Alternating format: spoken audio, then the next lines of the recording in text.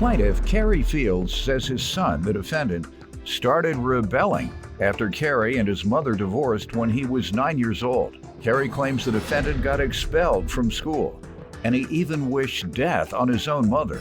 Kerry's suing his son for the cost of a rental car. Defendant Christopher Fields says growing up he witnessed Kerry beat his mother numerous times, and that did lead to him having some challenges.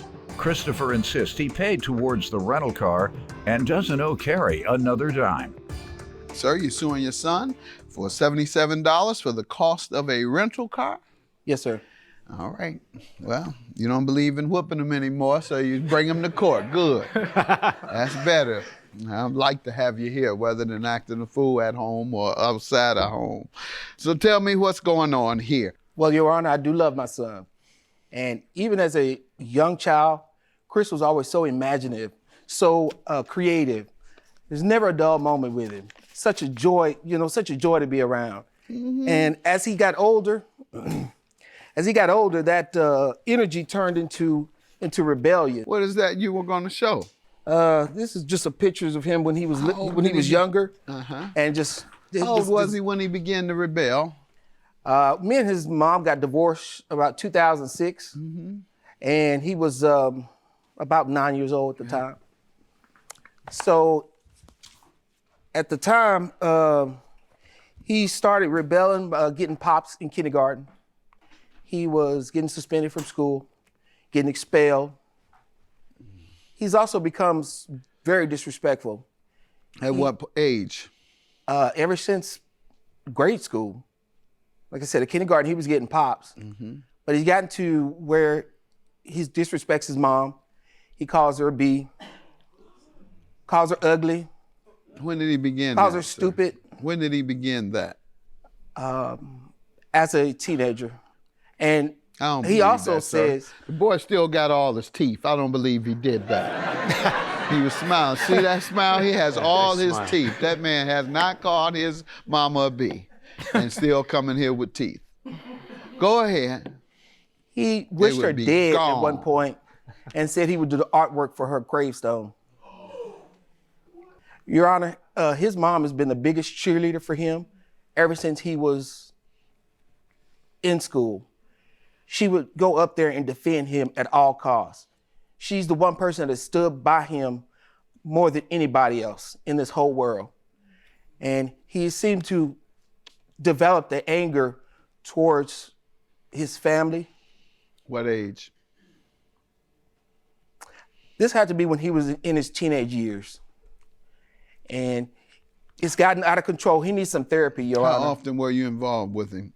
We've tried everything. No, didn't you all divorce?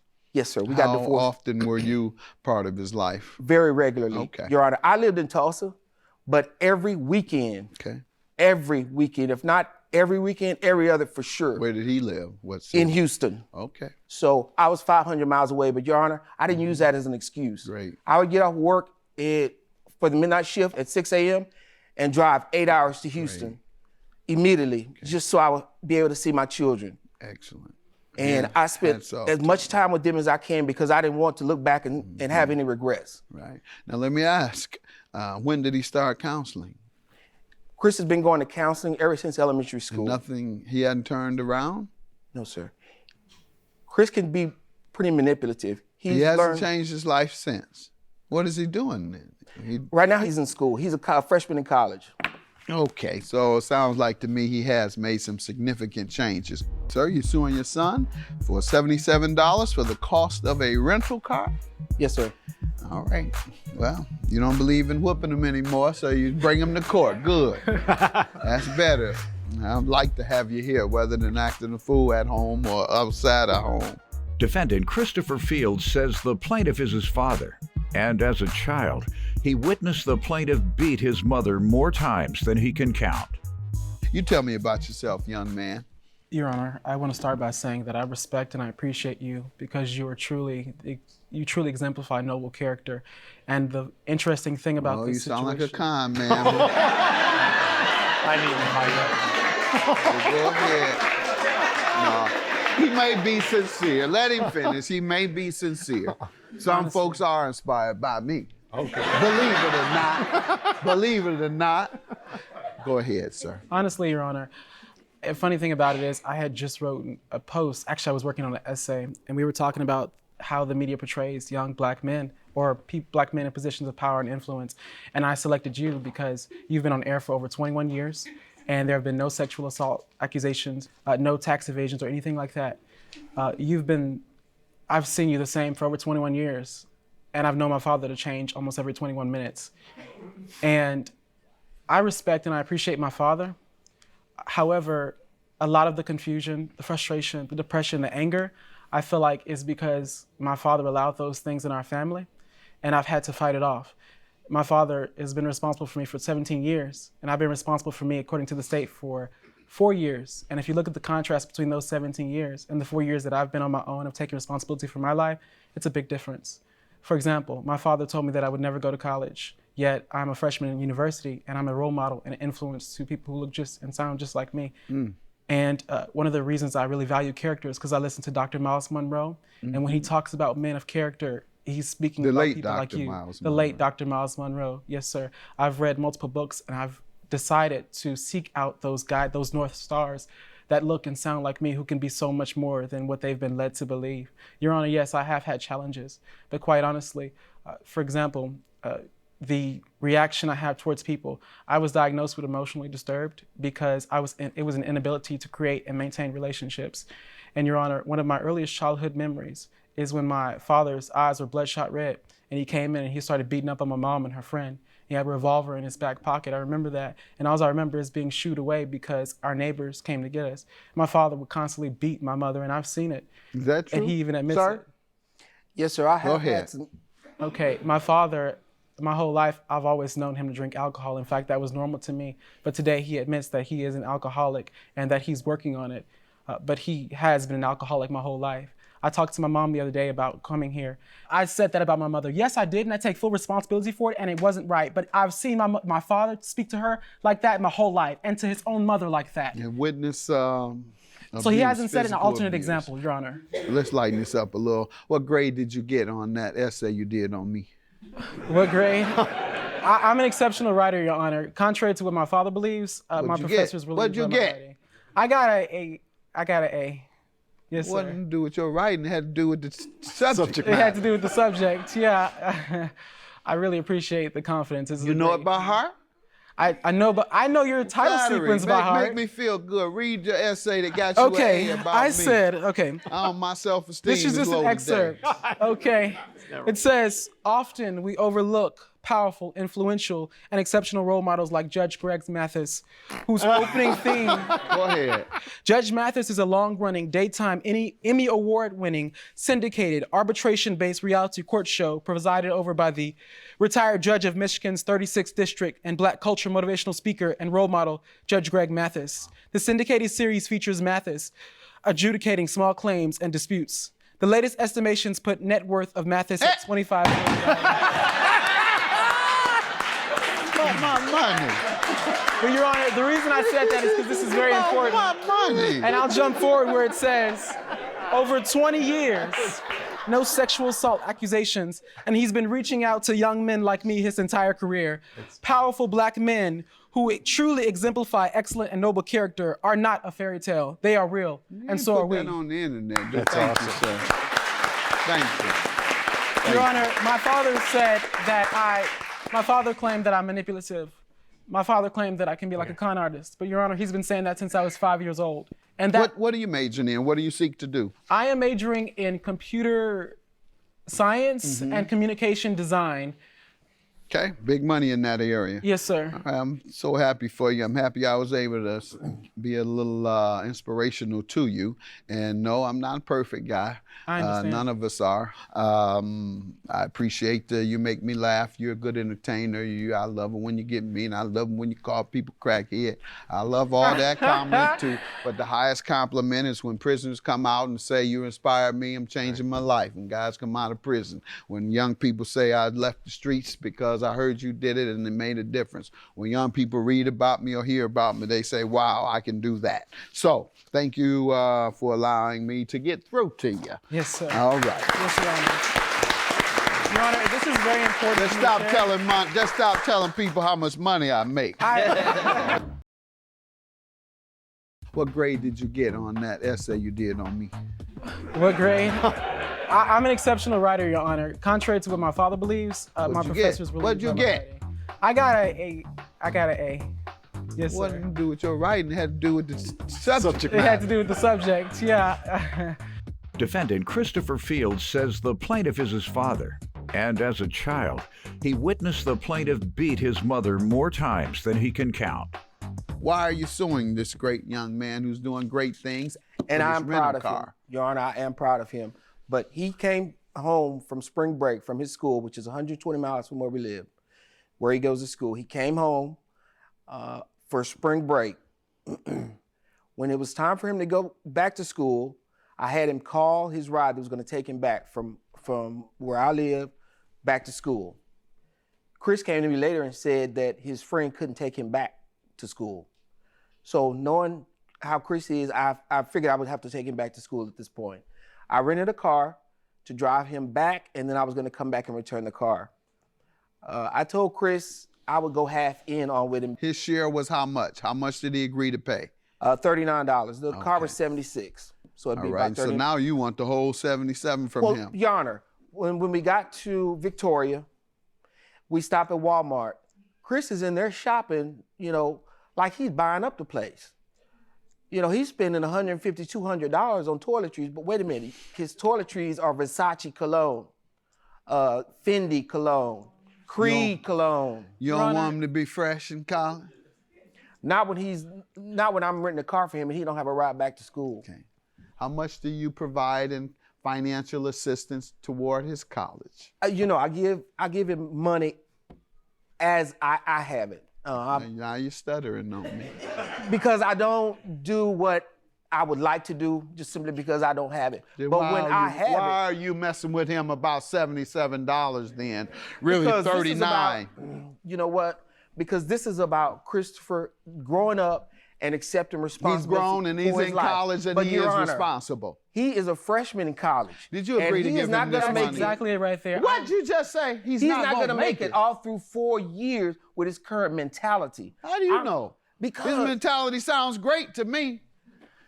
He's very want ambitious. him to He's very succeed. confident. He's been inspired by confident. the right people. He has seen role models that I think are going to make a difference in his life. He and my I mother was both supporting agreed my that he children. did not want to pay child support, and he. All right, I'm just saying, sir, I you're supported my suing children him financially while he's in college for and- $77, trying to teach him a lesson. I Yes. done already taught him a lesson. Your Honor, wait a minute. There's Guys- there's information you need. There's information you need, Your Honor. Okay, I paid my father $60.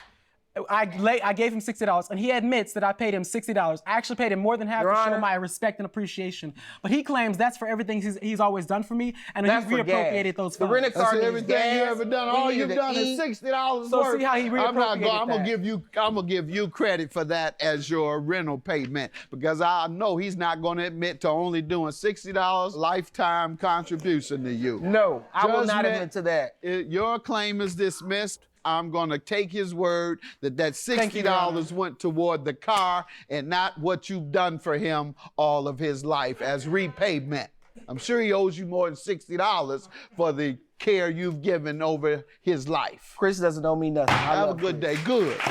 Good to hear that. Thank Thank you you, Your all. Honor. Proud of you, man. Thank you, Your Honor. Proud of you. Shake your hand, man. Shake your hand. Stay strong, man. Proud of you. I've always loved Christopher, and I'm gonna love him regardless. I didn't realize the impact I had had on his life in that way. I have made some mistakes, but I love my son, and I only wish him success in life. I'm thankful for the opportunity for my father to be held accountable for the mistakes he's made that he keeps trying to sweep under the rug, because it really does hurt, and really I had to go outside the family to find those role models.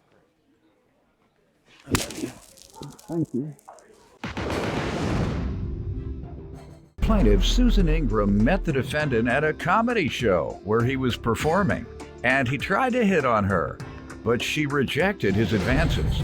Susan and the defendant remain friends, but she's suing him for breach of contract and emotional distress. Defendant Michael Samson says he was a ward of the state as a child, and once he began running the streets, he was placed in a group home. While there, Michael claims he found his sense of humor, and comedy saved his life. Michael is countersuing Susan for harassment. Start with you. All right, well, I met Mike Samp in December 2018, and I went to a little lounge where he did comedy at. And I gave him eye contact when I got there because I was looking for a comedian. But I gave him eye contact, and he walked over there. So he came over there all slick and sly, like somebody was looking at him to flirt with him. He came over there with the googly eyes, slid all on the seat, and I gave him one of my cards. My card, I have a business called The Hot Seat Discussion. We talk about love, relationships, sex. We talk about the phobia things that grown-ups don't get the opportunity to discuss. Of course, being a comedian, he got a bunch of groupies that follow him around. No, I'm sure it's not that many because it's not like he got 500,000 followers. He got like maybe 1,000 or something. It's not like that. I'm sure he don't have it. Internet, on his Instagram, I'm sure it's not that he got many. 1,000? It's not popular like Up that. and coming, I guess. Plaintiff Susan Ingram hired the defendant to perform stand-up comedy at a show. But he claims after he backed out of the show, Susan started harassing him at his job. You give me some background, sir. How you doing, Judge? Well, comedy saved my life, right? Like when I was growing up, I was a ward of the state. My mother and father from Belize. You know, I got took from them when I was 3 years old. I was in a foster home with people I didn't even know. You know, when I was 8 years old, the lady adopted me. When I got early in age, I started getting into the streets. My mother was informed by a couple of local gang members telling them, like, you know, your son going down the wrong path. We need you to do something about it. She put me in group homes. You know, when I got in the group homes, I developed a sense of humor that I just made everybody laugh. They kept telling me, you know, you look like the black Jim Carrey because I kept doing the Fire Marshal Bill face and stuff like that.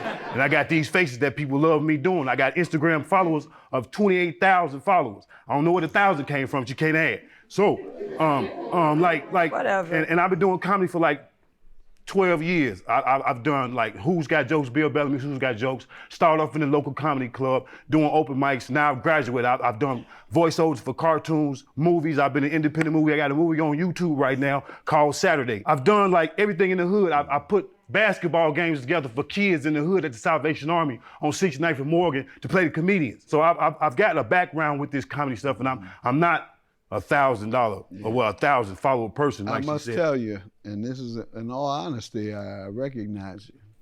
Thank you, sir. I recognize. Thank you, sir, because I'm recognizable. Yeah. She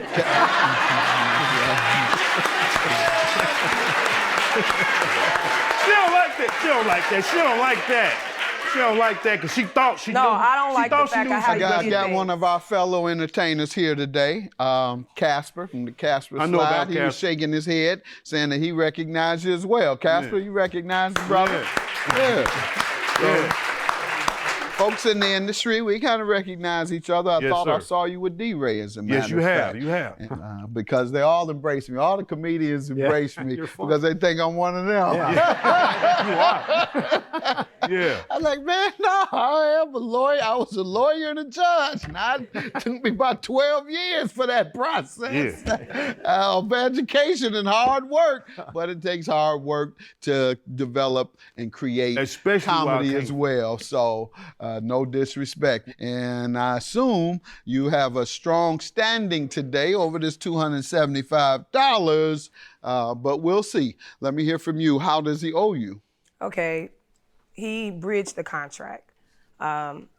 We decided to meet up on January 5th. He signed the contract then. I let him know about the cancellation. You know, he You have the contract? Yes, yes, sir. What do you mean the cancellation? You had a cancellation Yes. clause Yes. in the contract?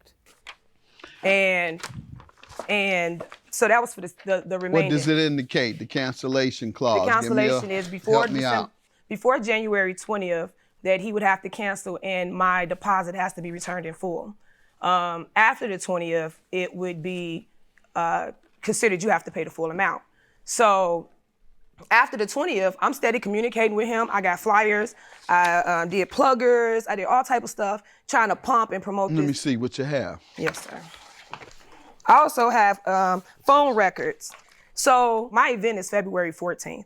I contact him on the 13th and to find out what music he wanted behind. Well, you coming very close to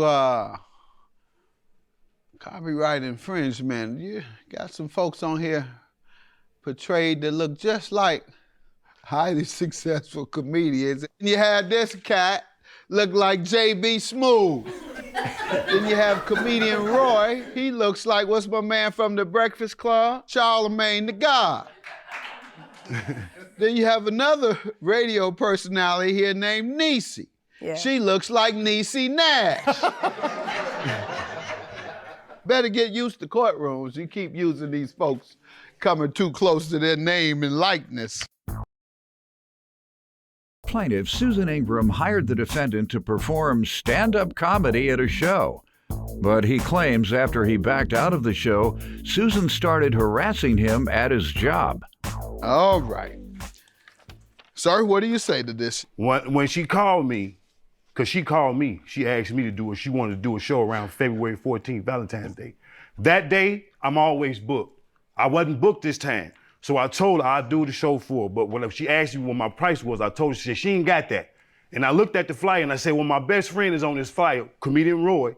When she was on the flyer, I said, you know what, since he on this flyer, I'm gonna do this for you. But if I get another show paying a little bit more, I'm gonna go ahead and give you $50 back and take that show paying a little bit more. Little $50 that he said. Yeah, it was a little $50. Right, but you gave me two a little 20s and a 10. $25. You gave me a little $25. You That's couldn't what I'm saying. return my little $50 back. But You I told you, returned a and I little told- 25. and So I don't say told little. you Say little in that front I of your. would pay you the Say next little in day. front of your 25 though. Hey, go ahead. Go Okay, ahead. I'm just saying. Stay little in front of your 25. Are you finished?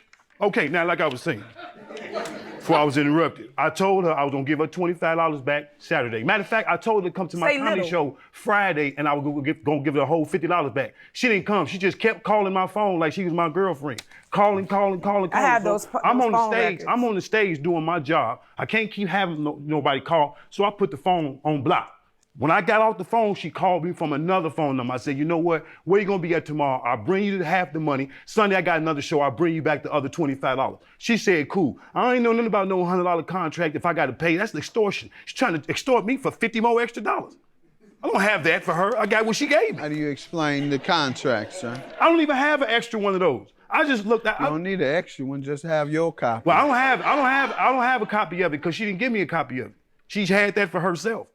And I guess she whited out whatever she put in there and put it Ain't on no her white own. out on there. Hey, it don't matter. You did it. No, but no, that's the problem. You didn't do it. Don't come me like that. You reneged, and I also have Well, a your statement. signature is on here, and I'm It sure is. you wouldn't. I'm sure you've entered in a lot of contracts to perform, so I'm sure you didn't He put wouldn't your have did this to a signature guy. down without reading. But before I signed this, and this is why my friend Jazz is here. She didn't know he was my good friend, but she's sitting here telling him stuff about me that's negative. 'Cause I talked to Jazz. Such as not as he gonna. I do went the to show high for the school little- with Jazz. Don't matter where you I'm went. telling He you, here your right friend, now with me. that's But he's cool. my witness though. That's cool. Not yours. Where yours at? All right, ma'am. I don't need to. I'm not gonna go back. I don't need a witness. Like I was saying. I'm proving a point. I told her. I don't need a said it. witness. I said if I get another show, That's not in the contract, though, is it? No, that wasn't in the contract, but I told her verbally. That we can't go with a verbal contract if there is a written one later. Okay, I If understand there is that. no written contract later, then the verbal contract stands. And if you change the verbal contract, you go with the last contract agreed to verbally. Okay. However, if you have a written contract, there's a theory in the law called, and I'll think of it. I told you that messed my memory up.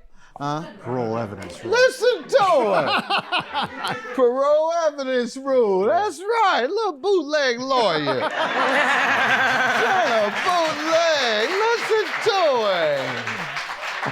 And the parole evidence rule is that if you have a contract in writing, it can only be changed in writing. You can't change it verbally. What's your emotional distress? Because you want more than the 100. Yeah. What's your emotional distress? Okay, so first of all, when I was sitting up here trying to get the stuff together with him, I'm calling, I'm sending emails, I'm promoting him, I'm pumping this event, I'm doing radio little radio packages. I'm going to the studio to do all this, pick out his different videos for him. I'm working. I'm pumping him. So the only thing I'm asking him to do is just put consideration in for me. I rarely grant emotional distress for people who have a dispute because typically they should expect some type of, or know that there's a chance that there's some type of dispute or things happen naturally Here go the phone record, sir. and frequently in that area. I talked to him and very damaging to her reputation. Plaintiff Susan Ingram hired the defendant to perform stand-up comedy at a show. But he claims after he backed out of the show, Susan started harassing him at his job. Sir, what is your counterclaim for harassment? For harassment, she kept calling my phone while I was at work and wouldn't even give me a chance to call her back when I got off until I was going to pay it. You called him at work, ma'am? I know I didn't call him at work, but I have my phone records for him. I called him once. At work? No, his cell number. Okay, you have any evidence she called you at work? No, I ain't got no records. I only have his cell I don't have number. no records. I didn't know I was going to be on this show, Judge. I didn't know I was going to be on here. I didn't know. Can I just give you so the phone I wasn't They expecting brought you in here while you were asleep? Huh? No, I'm saying I didn't keep no evidence because I didn't think it was going to. You didn't know at the time. At the time, I didn't know she was going to do that. She wants $75. Your only defense is that she didn't come and get it. She's here today. Give her $75. I gave her half of the money. Okay. You gave me Right. $25. I'm going to dismiss your you I was going to claim. get the rest of But the the contract I'm going say to give me the whole dismiss your thing. claim. You don't have enough evidence that she harassed you. $75 for the plaintiff. Have a good day. That's your judgment.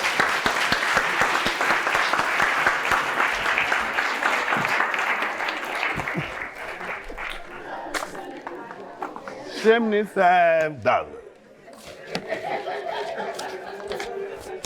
It's the principle. If you came up there, you got 75 It's the plus another principle. 25. It's the principle. You could have got I another. mean, Come on, ain't no principle if you without got money, if you've been in the business, I was supposed to be at the comedy if show somebody right been in now. business I that was supposed long, to be at the give them comedy their show right money now. back. I wouldn't advise nobody to do business with him. That you could advise Nobody. that. I wouldn't advise I'm just nobody funny. to You do just don't know how to do business. It don't business. matter. This is your first $50, show. get the money back. Just know how to do a show next time and then get some. Pay back what you get some more money. Listen, Get that's some why more money. that's why all I'm somebody had saying. to contact you on Facebook All and say, right, give me my money. ma'am.